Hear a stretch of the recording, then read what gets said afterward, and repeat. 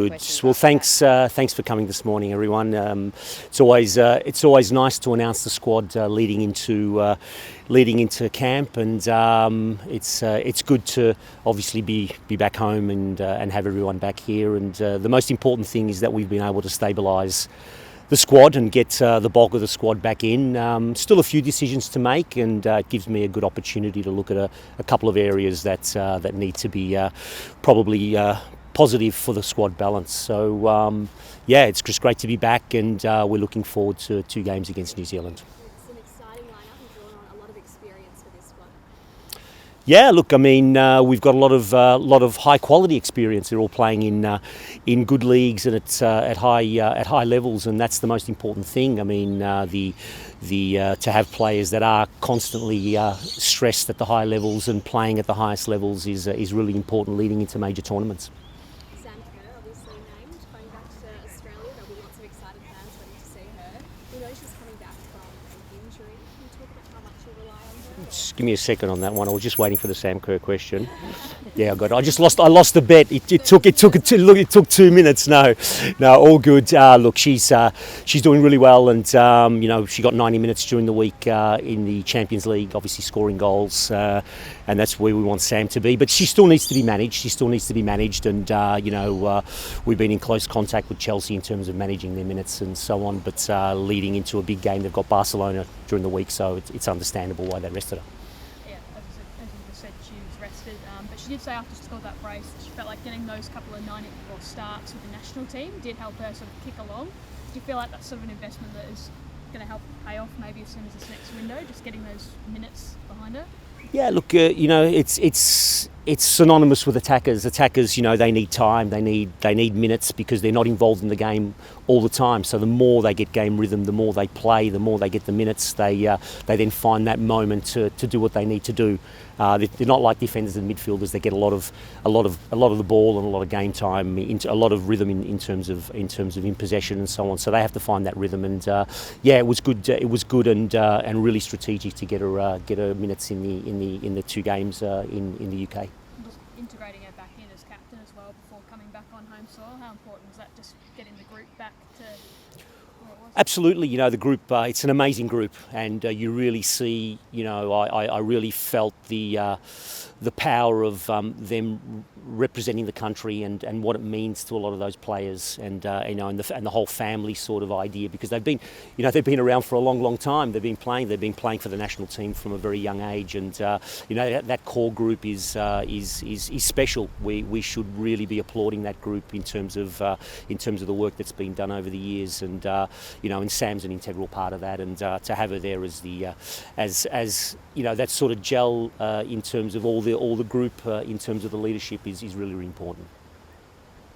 Can you speak to some of the impact, if you're still managing Sam on the field, can you speak to some of the impact she has off the field, just lifting the group up and with her experience and game intelligence? She's a leader that's just her presence. She's not the most vocal leader, and and I think modern leaders are the ones that just having her around and knowing that she's got your back and that she's reliable for the team, and her selflessness is unbelievable. The little things she does at training, even just collecting the balls and picking up the cones after training.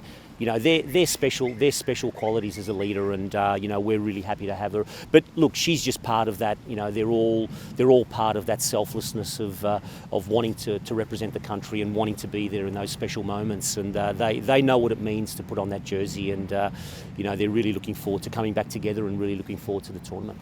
Playing New Zealand, a team that Australia has played many times before. Can you speak a little bit to that rivalry? No, I can't, because I've never experienced it. But obviously, it goes in all facets of sport here in Australia. From that perspective. But for us, they're important games. They're important games. A different type of challenge in terms of tactically. We watched them the other day, and they're actually very proactive. They will come out and press us. They will come out and be very, very proactive, and that's great for us because we just need to be better with the ball under pressure, and we hope that these games serve for the purpose of the football that we need leading into the Asian Cup. Joe, did you see last week the Players Association put out a report about the state of the A-League women? What did you make of that? Look, I think any discussion, any information, any level of stats that we can get to improve the game is positive. So I think we all need to embrace the information. We all need to look at the information and see where we can develop the game. But there's obviously things that we need to look at in terms of, because the game is going ahead on a local and domestic level overseas. We need to now look at how we can make our game better, because all the ingredients are there. Everything is there. The fan base, the quality, the coaching knowledge, the football resource is there. We just now have to be creative and see how we can now lift the game to an international level. You're a close observer of the local league. A few players have left in the last year or so. Do you think the standard is going backwards? It's hard to say. It's hard to say because you put players in different environments and they shine. You put players in certain environments and they don't do so well.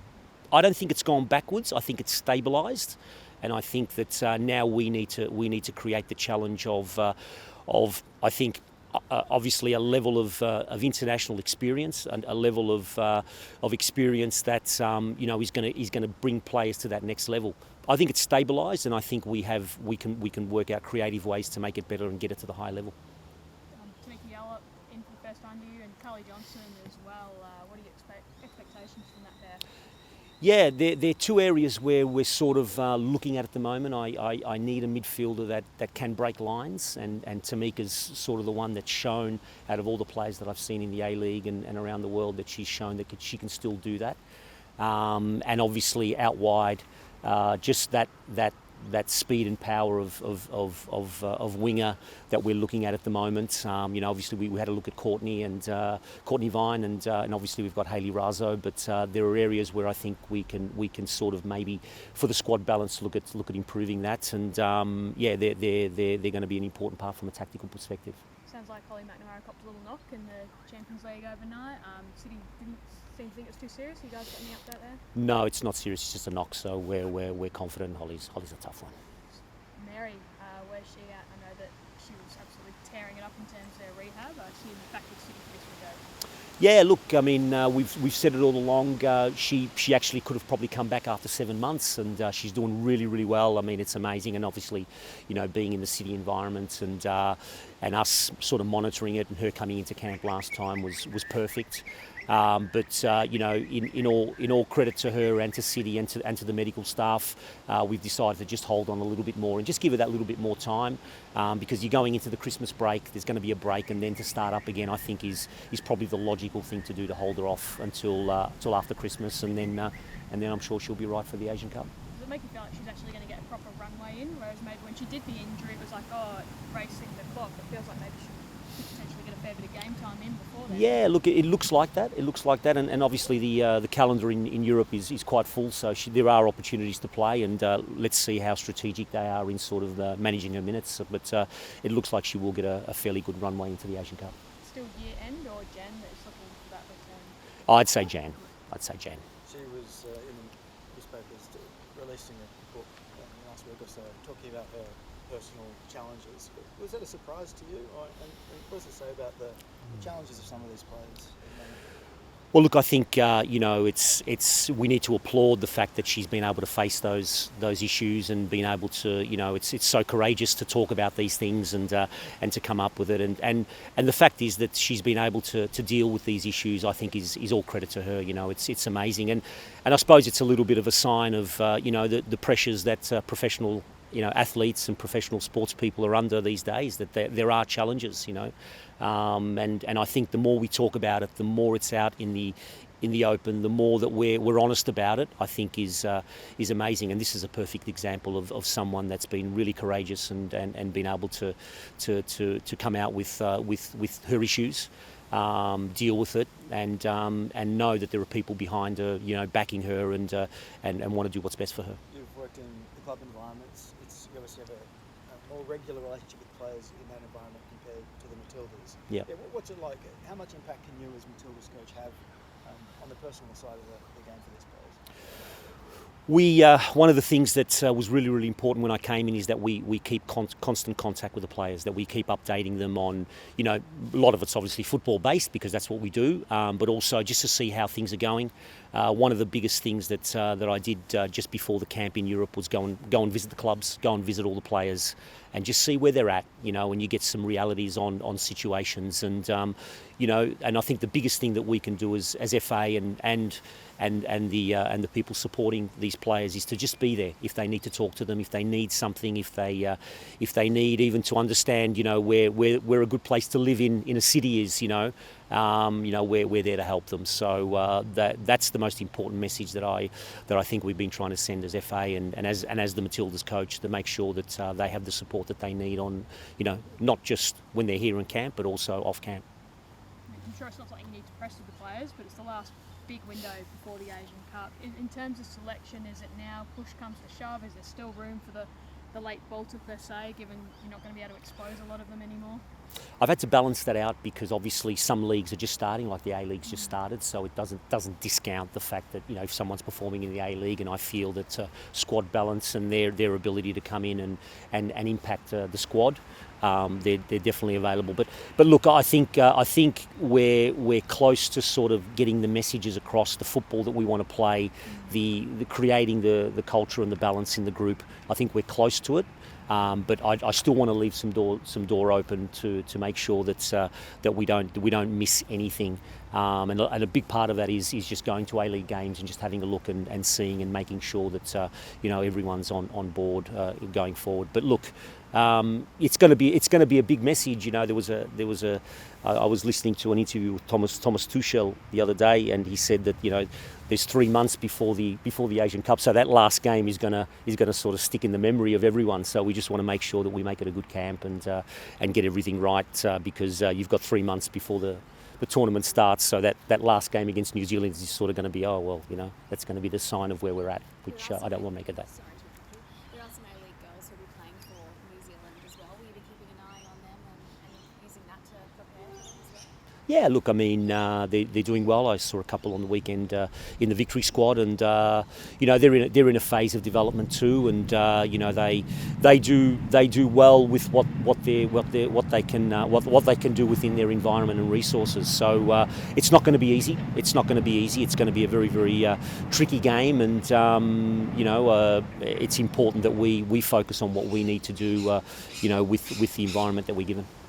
Any fringe players that were unlucky, particularly the A-League women players, you are keeping a close eye on, and maybe fans should get down and keep an eye on?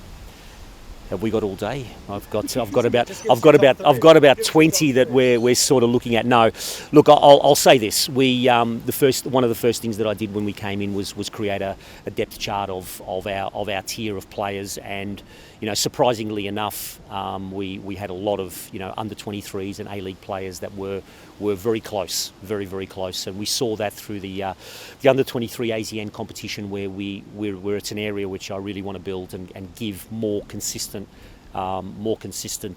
international exposure to those players. That's all they need. They just need international exposure, and I think that we'll start to see some players come through.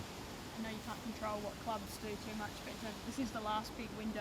Players like Caitlin, Steph, probably Sam to a lesser extent, Ellie, they all get heavy club loads across multiple competitions. How are those conversations with clubs in terms of you actually being able to use those players this window? Because we see so often Matildas players come in and you can only use them for a half year or 60 minutes there. Yeah, I've been in that situation many, many times, and you have to just keep that constant communication open with the clubs. I speak with Renee at Arsenal quite a lot, and Sonia at Chelsea, and as two examples, we're in constant contact. They sort of give us an idea of what they're doing and what their game plan is going forward into each game, and then obviously the game sometimes dictates what happens. You can't be beholden to those situations. The reality is that we try to control what we can control in terms of when they come in, knowing what they're going out to.